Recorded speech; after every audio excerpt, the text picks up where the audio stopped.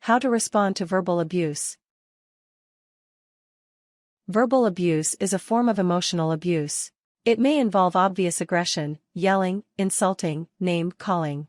It may also be more subtle, jokes that make you feel disrespected, constant criticism, a disregard for your thoughts or feelings, blame and accusations that come out of nowhere. If you are being bullied or abused, take steps to remove yourself from the situation. If you are forced to confront an agitated person who is being verbally abusive, de-escalate the situation with calm, firm speech. Method 1. Responding in the moment. 1. Refuse to emotionally engage.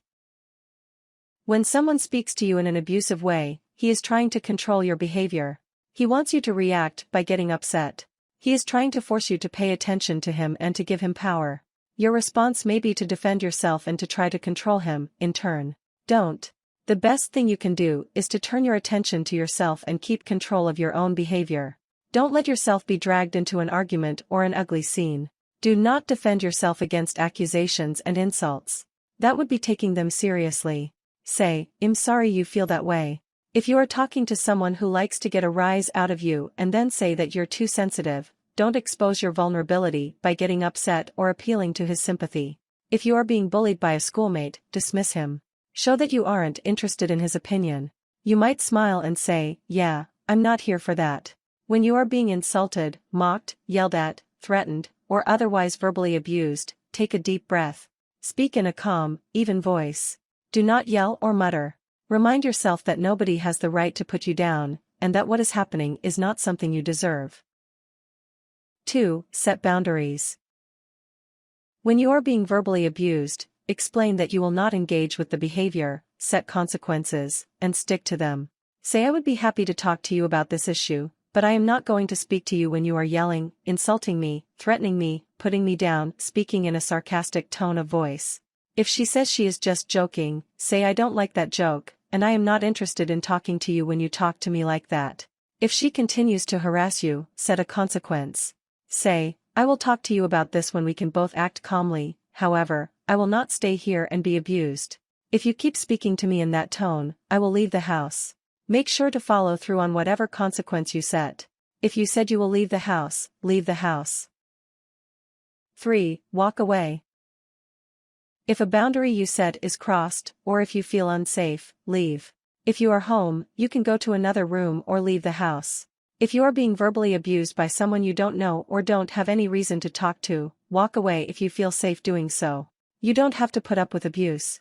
Return only if it is safe.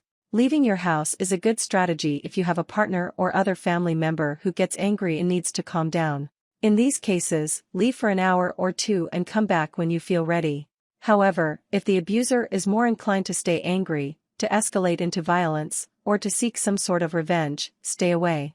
If there are children or other vulnerable people in the house, take them with you.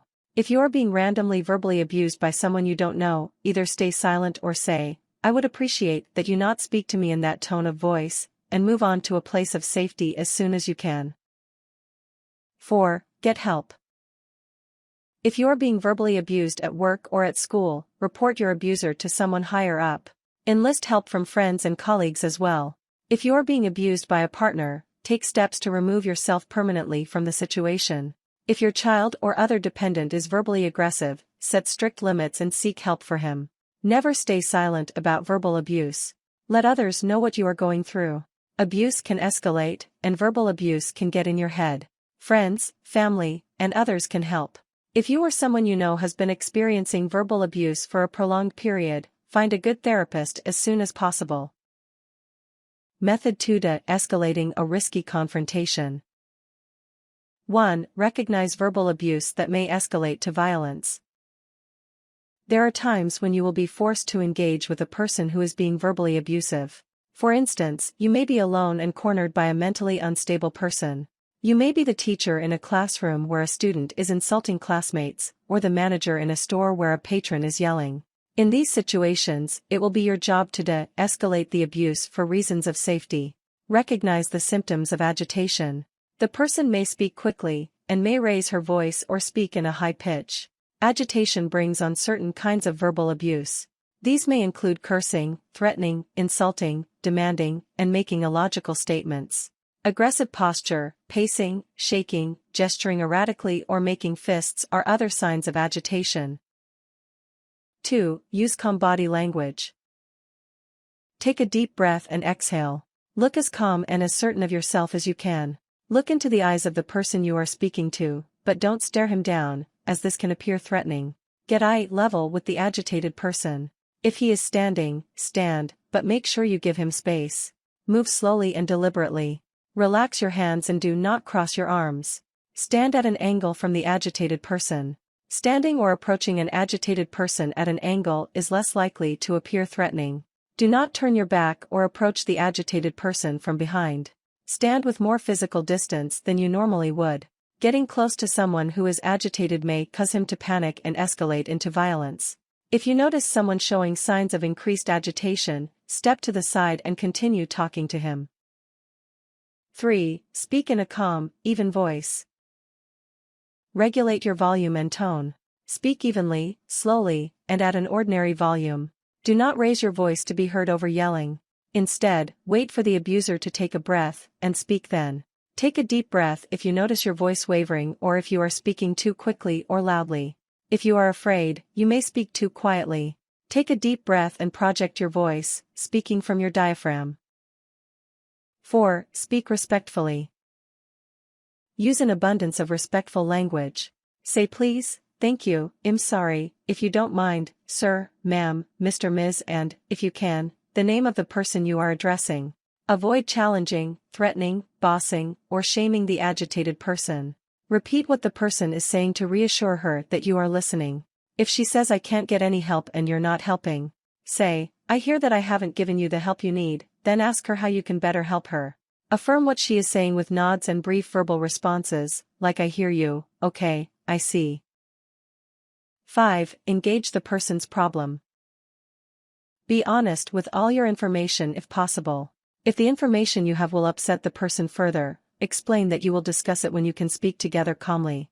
Do not defend yourself or others from insults or accusations, they are meant to drag you into an argument, which will not help anyone. Answer real questions. If someone asks, who the *hashtag at are you, respond with your name and title. Ignore fake questions. To a comment like, why are you such a *hashtag at?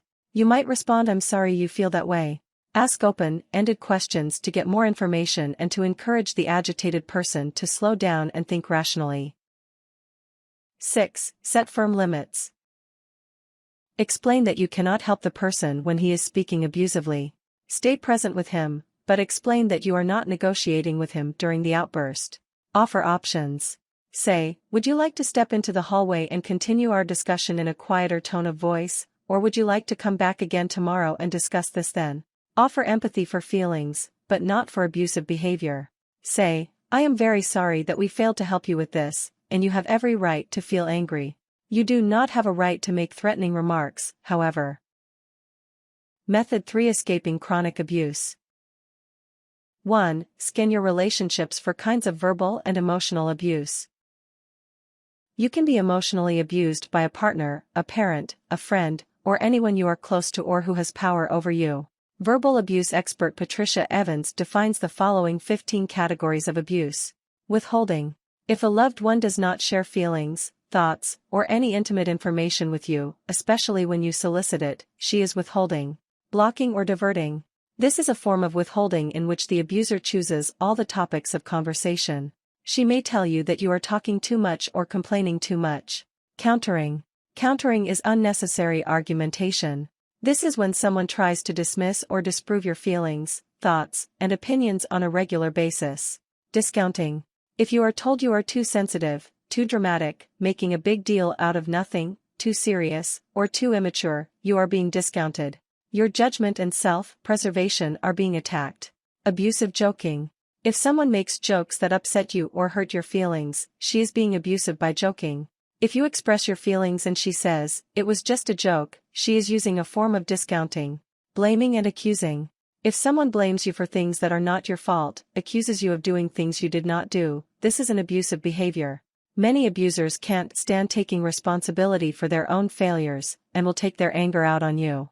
judging and criticizing. If someone constantly puts you down by criticizing you or putting a negative spin on your actions, she is being abusive. These statements tend to start with you, as in, you're getting fat, or, the reason you don't have any friends is you have nothing to say in conversations. Trivializing. An abuser will attempt to diminish you by making light of your work, your pleasures, and your choices. If you are proud of something and someone responds with "isn't that pretty standard?" she is trivializing. Undermining. If someone takes issue with everything you say, questions your authority constantly, and never takes your word, she is undermining you. Threatening. Threats of violence to you are abuse, even if they are never followed through on. Someone threatening to hurt herself because of you is a common form of abuse designed to control you. Threats without violence are also common, such as someone saying that you will be broadly judged if you don't follow her advice. Name calling. Someone who insults you by calling you names, expletives, and words that imply you are oversensitive is abusing you. Names like idiot, crazy, ugly, or statements like "you're acting like the victim" or "you think you're so special" are verbal abuse. Forgetting. If someone consistently forgets things that are important to you, this is a form of abuse, as she should have made the effort to remember. Giving orders. If someone tells you to do things, demands anything, or otherwise bosses you, this is verbal abuse. Denial. If your abuser denies her abuse and rationalizes it instead of listening to you and caring about the effect she has on you, she is engaging in denial. Anger. This kind of abuse involves yelling, screaming, getting suddenly agitated, or using physical force. 2. See a therapist. If you are in an abusive situation, or if you think you might be, speak to a professional. You will need the perspective of a licensed therapist or counselor to sort out your feelings. If you are worried about expense, look for a social worker or call your insurance to see what options you have. If a potentially abusive family member is willing, go to therapy together. A family member who is willing to go to therapy with you may be able to break out of abusive patterns. If your partner offers to enroll in anger management, ask for therapy instead. Anger management does not help with abuse. 3. Reach out to friends and family.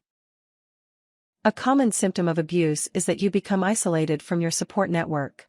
Make regular dates with friends, and stay in touch with friends and family members you love. Be honest with your friends and family about your home situation.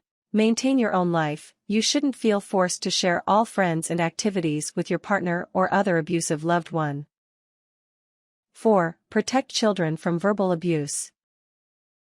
If your child or a child you know is being verbally abused, don't just stand by. Verbal abuse has devastating long-term effects on children, and often escalates to physical abuse.